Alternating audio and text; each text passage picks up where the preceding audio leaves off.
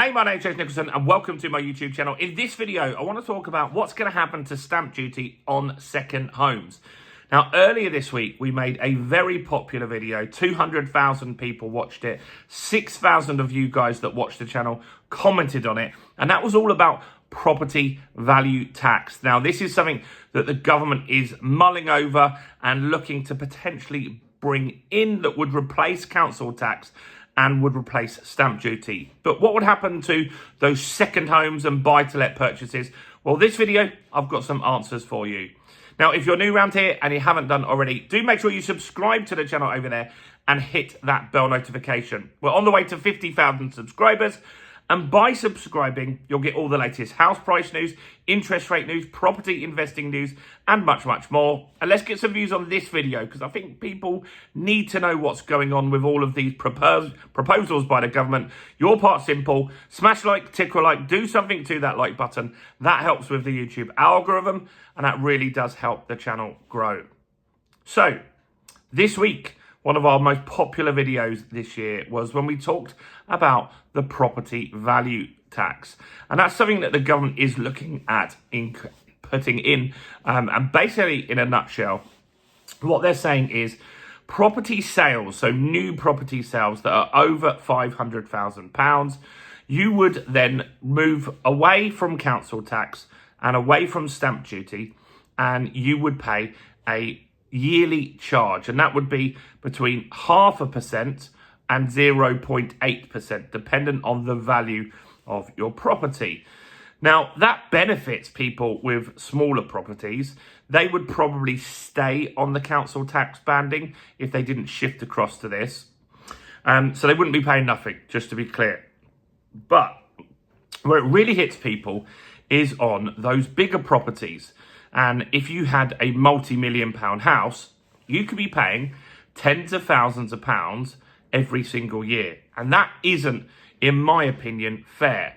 And I'll tell you why. The reason for that is that council tax is to provide local services. And so does it cost the council significantly more money to get the bins taken away or the roads repaired for that bigger house? I don't think it does. Now, I'm not saying that richer people shouldn't pay their fair share. That should be on maybe on profits. If they sell, you could look at the capital gains. I think that's a fairer thing on a second home. And I also think that you could pay more out of salaries at certain income levels as well. So I'm not saying that rich people shouldn't pay their fair share. What I'm saying is, with the property value tax, you could have someone that bought a property in the 70s or 80s. You could buy a house in London in the 80s for 25 grand. And so they're very asset rich. And a lot of people are saying, well, my heart bleeds for them. Let's just make them live up north and they can move. But if they've lived in London, they've paid all their taxes, I think it's very unfair to change the rules at such a late date. And there should be some exemptions. But what about stamp duty? Because stamp duty is the proposal to be replaced, and that would be replaced by the property value tax. And a lot of people were unsure what this meant for buy-to-lets or second homes. Well, their goal is to actually keep the stamp duty as it is for buy-to-let properties.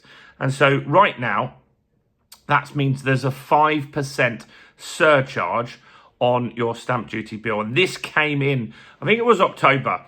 And it was absolutely carnage. I was doing a property transaction at the time. It wasn't a particularly urgent one.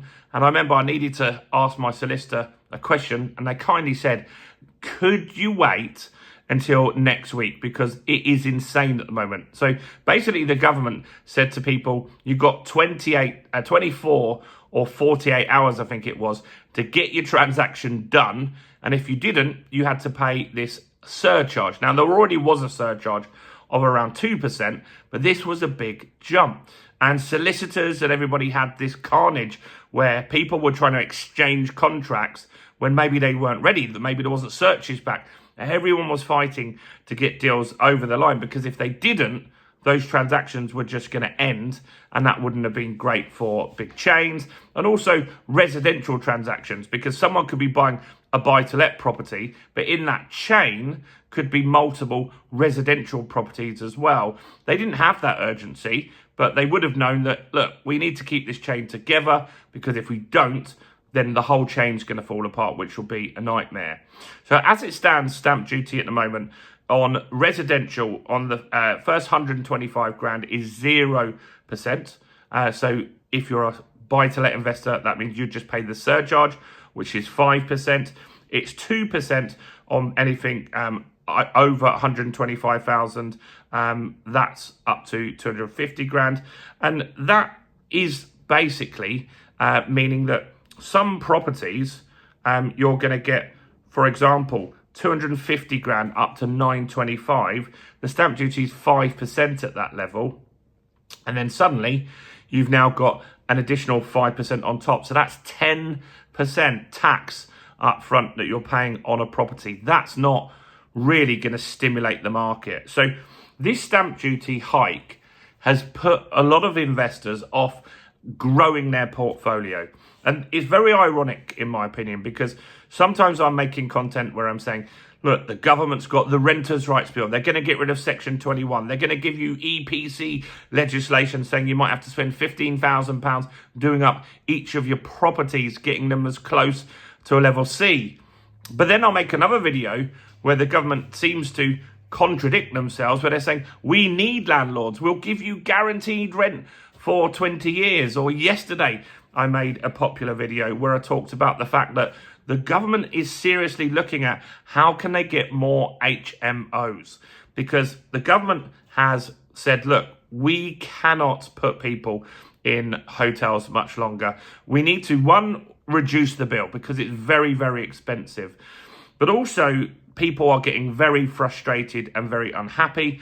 You're seeing protests out of these hotels, and that causes trigger points that could be quite dangerous. You don't want people protesting outside hotels, making those people inside feel fearful, but also you could get backlash. You could get protesters arguing with police. You could get police that are heavy-handed. And all of this stuff just escalates and escalates and escalates and isn't really smart. So the government is looking at, okay, let's move some people out of hotels. What's the next best accommodation? Well, that's HMOs. But we're pushing landlords out the market. The amount of HMOs is shrinking. The amount of landlords is shrinking. So what can we do then? We'll have to look at guaranteed rent. We'll have to look at guaranteed maintenance. We'll have to look at exemptions for maybe HMO licenses in order to make it attractive to get people into the market. And that's the problem at the moment.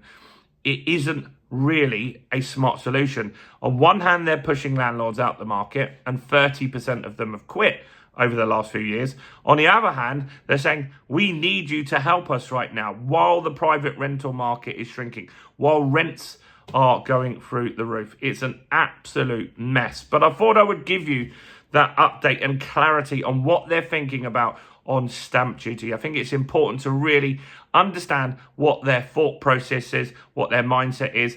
And I think that that's likely what you're going to see. I'd be shocked if there's any type of cut in stamp duty for landlords, or if they remove it for landlorded second homes or holiday homes. I don't think that's likely to happen. And yeah, I think that's what we're going to be stuck with. I don't think they'll increase it either as well, because I think it's at a level where it's slowed the market down significantly already. What do you think about this? Do you think that they will go to the property value tax, or do you think they will stick as things are with council tax as well? I'd like to know your comments below. Do smash like and subscribe, and check out all the other content as well on the channel, including this video right here.